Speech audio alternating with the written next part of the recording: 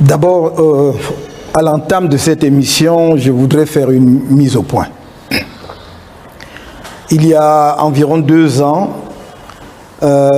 votre chaîne de télévision LTM a servi de base de lancement d'une attaque massive, agressive, mensongère et ignominieuse à mon endroit.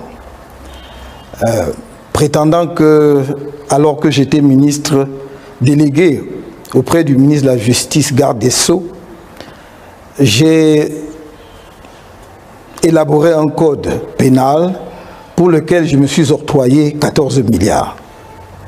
J'aurais donc détourné 14 milliards en ayant, au demeurant, fait une prestation, alors même que j'étais ministre. Par la suite, d'ailleurs, on a dit que c'est un cabinet dont je suis le créateur, ce qui est exact.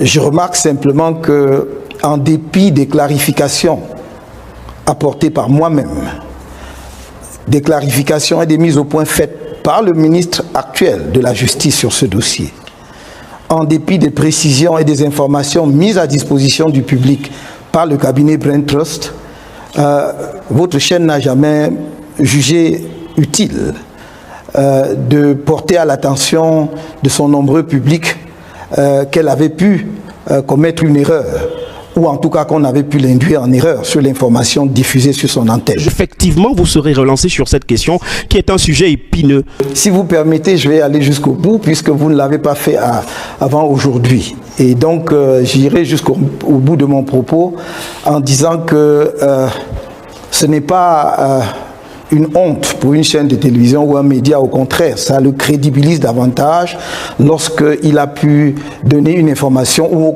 qu'on a pu l'induire en erreur pour l'amener à donner une information erronée à ses auditeurs ou à ses téléspectateurs. Je rappelle pour la bonne gouverne de vos auditeurs et des téléspectateurs de cette chaîne de télévision importante de notre paysage audiovisuel qu'il s'agissait d'un marché de 74 millions hors taxes et de 89 millions environ, toutes taxes comprises, portant sur l'élaboration de 3 codes.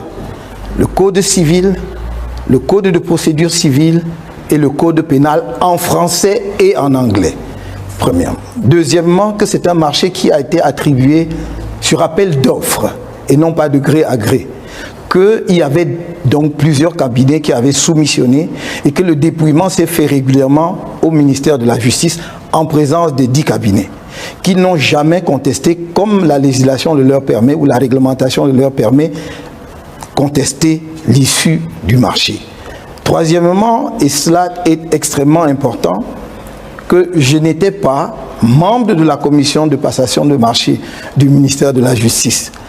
Troisièmement, que j'étais hors du Cameroun en 2008.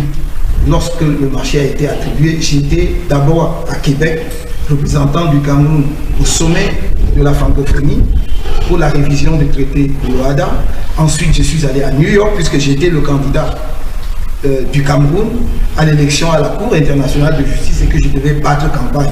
Ce qui explique effectivement ma relative longue absence du Cameroun, autorisée évidemment par le gouvernement de notre pays.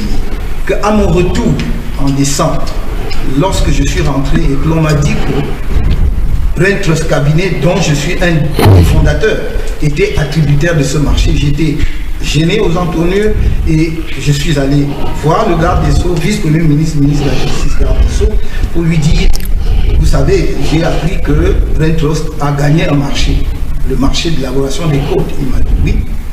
Il m'a dit, je lui ai fait remarquer que j'étais effectivement un des fondateurs de ce cabinet. Il a dit, on le sait.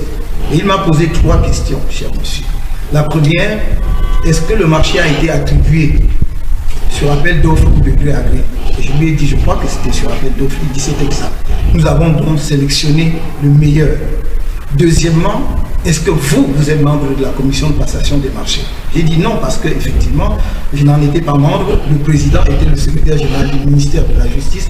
Les membres sont encore vivants, certains sont à la Cour suprême et d'autres occupent d'autres types de responsabilités. Et troisième question, il m'a dit, est-ce que c'est vous qui signez les marchés au ministère de la Justice? J'ai dit non, évidemment, monsieur le Premier ministre, c'est vous. Et il m'a posé la question, quel est votre problème?